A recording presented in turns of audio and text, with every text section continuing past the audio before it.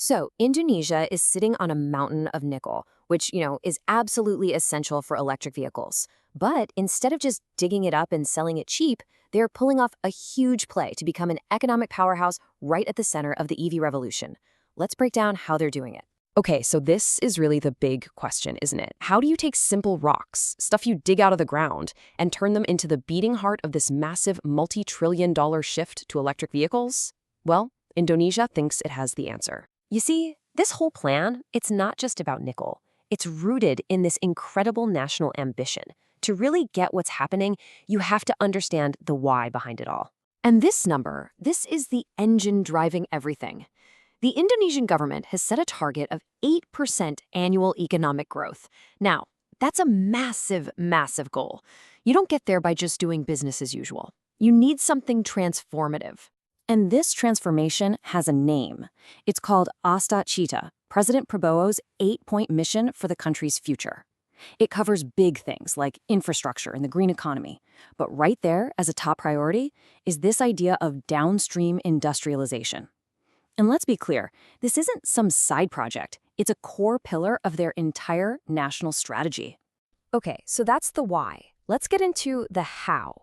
How are they actually going to pull this off? Well, it all boils down to one really powerful idea. And that idea is called downstreaming, or hilarization, as they say in Indonesia.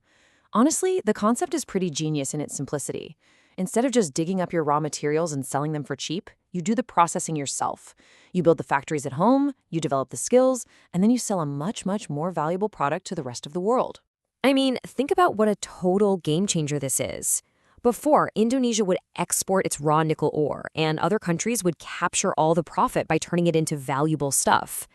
Now the plan is to do all that work, all that value creation, right there in Indonesia. The jobs, the tech, the money, it all stays home. Look, a plan on paper is one thing, right? Making it happen is something else entirely. And the moment everything changed was back in 2020. The government didn't just suggest this strategy, they forced it. They slammed down a complete ban on exporting raw nickel ore. Suddenly, if you wanted their nickel, you had to play by their rules and build your factories on their soil. It was a huge gamble, for sure. So, the big question, did that gamble pay off? Well, let's just say the results have been absolutely mind-blowing. I mean, just take a look at these numbers. They speak for themselves. In 2017, the export value of their nickel products was sitting around $3.3 billion. Pretty good. But then, fast forward to today, after that export ban kicked in, and that number has exploded to almost $34 billion. That's not a typo. A 10-fold increase. Just let that sink in for a second. The value they're getting from this one resource has multiplied by 10 in just a few years. It's just, wow.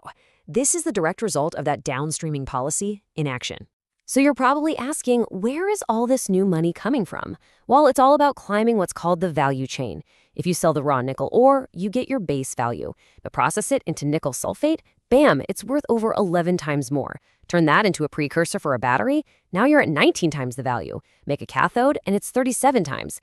In a fully finished EV battery, that's worth nearly 68 times more than the rock you started with. Indonesia wants a piece of every single one of those steps. And look, this isn't just about the cash. This is about power and influence on the world stage. They have a very clear goal: to become one of the top 5 EV battery producers on the planet and one of the top 2 for stainless steel. They're not just participating, they want to dominate. But to hit a target that big, you need more than just a few processing plants. You have to build an entire high-tech ecosystem basically from the ground up. And they've got a plan for that. A really detailed roadmap that stretches all the way to 2040.